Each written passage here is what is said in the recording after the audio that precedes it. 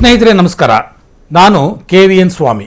ನಾನು ಇವತ್ತು ನಿಮ್ಮ ಮುಂದೆ ಪ್ರಸ್ತುತಪಡಿಸ್ತಾ ಇರತಕ್ಕಂಥ ವಿಚಾರ, ಕಾಂಗ್ರೆಸ್ ಹಿಂದೂ ವಿರೋಧಿ ಅನ್ನುವಂಥ ಪಟ್ಟವನ್ನು ಕಟ್ಕೊಳ್ತಾ ಇದೆಯಾ?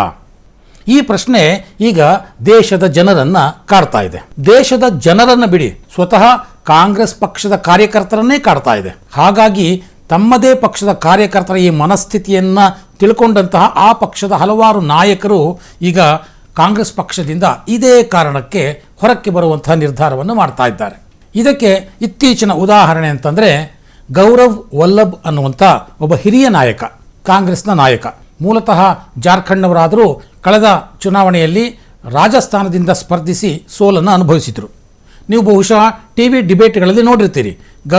ಗೌರವ್ ವಲ್ಲಭ್ ಅವರು ಕಾಂಗ್ರೆಸ್ ಪಕ್ಷದ ಎಲ್ಲ ನಿರ್ಣಯಗಳನ್ನು ದೊಡ್ಡ ಗಂಟಲಿನಲ್ಲಿ ಸಮರ್ಥನೆ ಮಾಡಿಕೊಳ್ತಾ ಇದ್ದರು.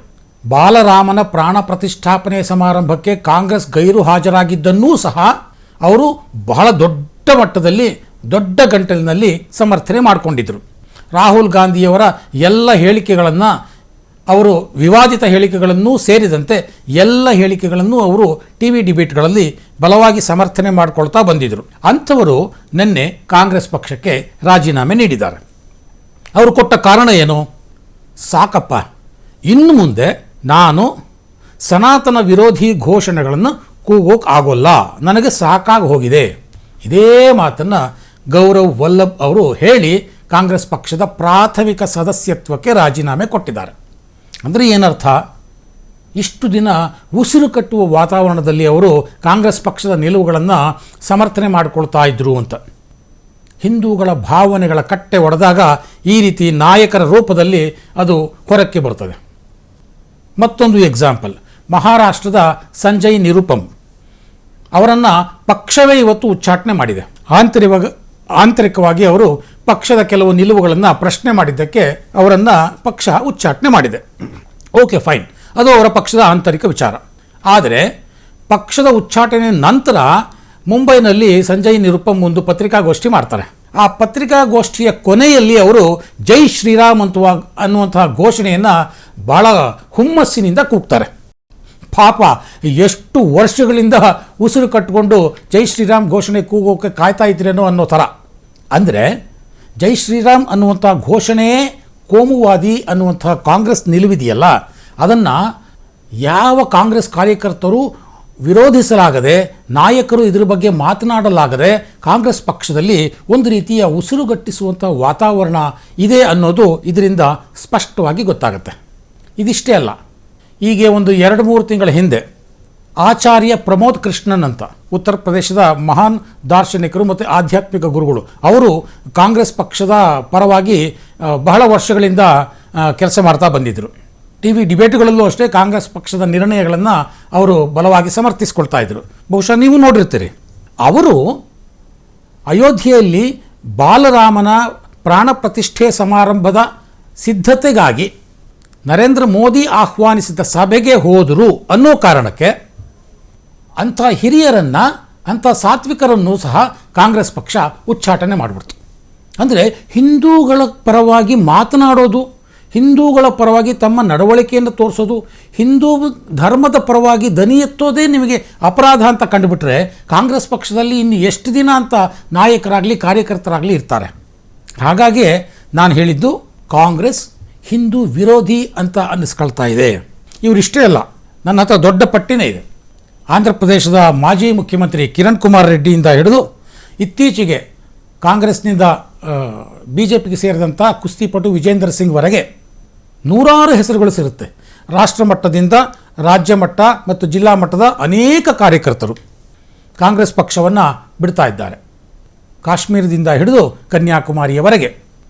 ಮೊದಲನೇ ಕಾರಣ, ಕಾಂಗ್ರೆಸ್ ಪಕ್ಷ ದಿಕ್ಕೆಟ್ಟ ಪಕ್ಷವಾಗಿದೆ, ಡೈರೆಕ್ಷನ್ಲೆಸ್ ಪಾರ್ಟಿ ಆಗ್ತಾ ಇದೆ ಅನ್ನುವಂಥದ್ದು ಒಂದಾದರೆ, ಎರಡನೇದು ಪ್ರಮುಖವಾಗಿ ಕಾಂಗ್ರೆಸ್ ಪಕ್ಷ ಹಿಂದೂ ವಿರೋಧಿ ಅನ್ನುವಂಥ ಪಟ್ಟವನ್ನು ಕಟ್ಟಿಕೊಂಡಿದೆ. ಇದು ಭಾಳ ದೊಡ್ಡ ಒಂದು ಹೊಡೆತ ಕಾಂಗ್ರೆಸ್ಗೆ ಇತ್ತೀಚಿನ ದಿನಗಳಲ್ಲಿ. ಇದರ ಪರಿಣಾಮವನ್ನು ನೋಡಿ ಸ್ನೇಹಿತರೆ. ಇದರ ಪರಿಣಾಮದ ಒಂದೇ ಒಂದು ಎಕ್ಸಾಂಪಲನ್ನು ನಾನು ನಿಮಗೆ ಕೊಡ್ತೇನೆ. ನಿನ್ನೆ ರಾಹುಲ್ ಗಾಂಧಿಯವರು ವಯನಾಡ್ನಿಂದ ಲೋಕಸಭಾ ಕ್ಷೇತ್ರಕ್ಕೆ ಸ್ಪರ್ಧೆ ಮಾಡ್ತಾ ಇದ್ದಾರೆ. ಅಲ್ಲಿಂದ ನಾಮಪತ್ರವನ್ನು ಸಲ್ಲಿಸಿದರು. ರಾಹುಲ್ ಗಾಂಧಿ ಮತ್ತು ಪ್ರಿಯಾಂಕಾ ಗಾಂಧಿಯವರು ತೆರೆದ ಜೀಪಿನಲ್ಲಿ ಮೆರವಣಿಗೆ ಮುಖಾಂತರ ಬಂದು ಅಲ್ಲಿ ನಾಮಪತ್ರವನ್ನು ಸಲ್ಲಿಸಿದರು. ಇದೇ ರಾಹುಲ್ ಗಾಂಧಿ ಕಳೆದ ಬಾರಿ ಇದೇ ವಾಯನಾಡಿನಲ್ಲಿ ನಾಮಪತ್ರ ಸಲ್ಲಿಸುವಾಗ ಇಂಡಿಯನ್ ಯೂನಿಯನ್ ಮುಸ್ಲಿಂ ಲೀಗಿನ ಬಾವುಟಗಳು ಕಾಂಗ್ರೆಸ್ ಬಾವುಟದ ಜೊತೆ ಹಾರಾಡ್ತಾ ಇದ್ವು. ಆದರೆ ಈ ಬಾರಿ ಇಂಡಿಯನ್ ಯೂನಿಯನ್ ಮುಸ್ಲಿಂ ಲೀಗಿನ ಬಾವುಟಗಳು ಕಾಣಲೇ ಇಲ್ಲ. ಯಾಕೆ ಮುಸ್ಲಿಂ ಲೀಗ್ ಹಾಗಾದರೆ ಕಾಂಗ್ರೆಸ್ ಪಕ್ಷಕ್ಕೆ ಬೆಂಬಲವನ್ನು ಹಿಂತೆಗೆದುಕೊಳ್ತು ಬಿಡ್ತಾ? ಖಂಡಿತ ಇಲ್ಲ. ಮುಸ್ಲಿಂ ಲೀಗ್ ಈಗಲೂ ಕಾಂಗ್ರೆಸ್ಗೆ ಬೆಂಬಲ ಸೂಚಿಸಿದೆ. ಕಾಂಗ್ರೆಸ್ ಮುಸ್ಲಿಂ ಲೀಗ್ ಬೆಂಬಲದಿಂದಲೇ ವಯನಾಡಿನಲ್ಲಿ ಸ್ಪರ್ಧೆ ಮಾಡ್ತಾ ಇದೆ. ರಾಹುಲ್ ಗಾಂಧಿಯವರಿಗೆ ಮುಸ್ಲಿಂ ಲೀಗ್ ಬೆಂಬಲ ಇಲ್ಲದೆ ಇದ್ರೆ ಅಲ್ಲಿ ಗೆಲ್ಲೋಕೆ ಸಾಧ್ಯ ಇಲ್ಲ. ಅಂಥ ಸಂದರ್ಭದಲ್ಲೂ ಕೂಡ ನಾಮಪತ್ರ ಸಲ್ಲಿಕೆ ಸಂದರ್ಭದಲ್ಲಿ ಮುಸ್ಲಿಂ ಲೀಗಿನ ಬಾವುಟಗಳು ಯಾಕೆ ಕಾಣಲಿಲ್ಲ? ಕಾರಣ ಇಷ್ಟೇ, ಬಲವಂತವಾಗಿ ಮುಸ್ಲಿಂ ಲೀಗಿನ ಬಾವುಟಗಳನ್ನು ಪ್ರದರ್ಶನ ಮಾಡಬಾರದು ಅನ್ನುವಂಥ ಸೂಚನೆ ರಾಹುಲ್ ಗಾಂಧಿ ಕಡೆಯಿಂದ ಮುಸ್ಲಿಂ ಲೀಗಿನ ನಾಯಕರಿಗೆ ಹೋಗಿತ್ತು. ಕಾರಣ ಏನು? ಕಾಂಗ್ರೆಸ್ ಧ್ವಜದ ಜೊತೆ ಮುಸ್ಲಿಂ ಲೀಗಿನ ಧ್ವಜಗಳು ಕಾಣಿಸಿಕೊಂಡ್ರೆ ಮತ್ತೆ ಕಾಂಗ್ರೆಸ್ ಪಕ್ಷವನ್ನು ಮುಸ್ಲಿಂ ಪಕ್ಷ ಅಂತ ಬ್ರ್ಯಾಂಡ್ ಮಾಡ್ತಿರೋರಿಗೆ ಇದು ಇನ್ನೊಂದು ದೊಡ್ಡ ಅಸ್ತ್ರವನ್ನು ಕೊಟ್ಟ ಹಾಗಾಗುತ್ತೆ. ಹಾಗಾಗಿ ಮುಸ್ಲಿಂ ಲೀಗ್ ಬಾವುಟಗಳು ಕಾಣಿಸ್ಕೋಬಾರ್ದು ಅನ್ನುವಂಥ ಸೂಚನೆ ಮುಸ್ಲಿಂ ಲೀಗ್ ಹೋಯಿತು. ಆ ಕಾರಣದಿಂದ ನಿನ್ನೆ ವಯನಾಡಿನಲ್ಲಿ ನಾಮಪತ್ರದ ಸಂದರ್ಭದಲ್ಲಿ ಮುಸ್ಲಿಂ ಲೀಗಿನ ಬಾವುಟಗಳು ಕಾಣಿಸಲಿಲ್ಲ. ಅರೆ, ಇದು ಎಂಥ ವಿಚಿತ್ರ ನೋಡಿ. ಅವರ ಬೆಂಬಲ ಬೇಕು, ಆದರೆ ಅದನ್ನು ಹೇಳ್ಕೊಳ್ಬಾರ್ದು. ಅವರ ಮತಗಳು ಬೇಕು, ಆದರೆ ಅವರು ಕಾಣಿಸ್ಕೊಳ್ಬಾರ್ದು. ಕಾಂಗ್ರೆಸ್ನ ದ್ವಂದ್ವ ನಿಲುವು ಅಂದರೆ ಇದೆ. ಕಾಂಗ್ರೆಸ್ ಎಷ್ಟರ ಮಟ್ಟಿಗೆ ಹೆದರಿದೆ ಅನ್ನೋದಕ್ಕೆ ಇದು ಸಾಕ್ಷಿ. ಕಾಂಗ್ರೆಸ್ ಯಾಕೆ ಹೆದರಿದೆ?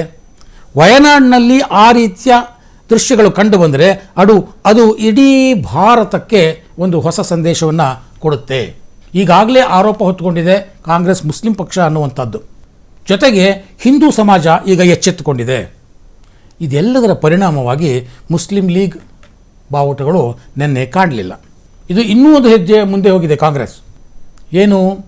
SDPI PFIನ ರಾಜಕೀಯ ರೂಪವಾದ SDPI ಕೇರಳದಲ್ಲಿ ಸಾಕಷ್ಟು ಸಂಘಟನೆ ಜೋರಾಗಿರುವಂಥ ಒಂದು ಪಕ್ಷ.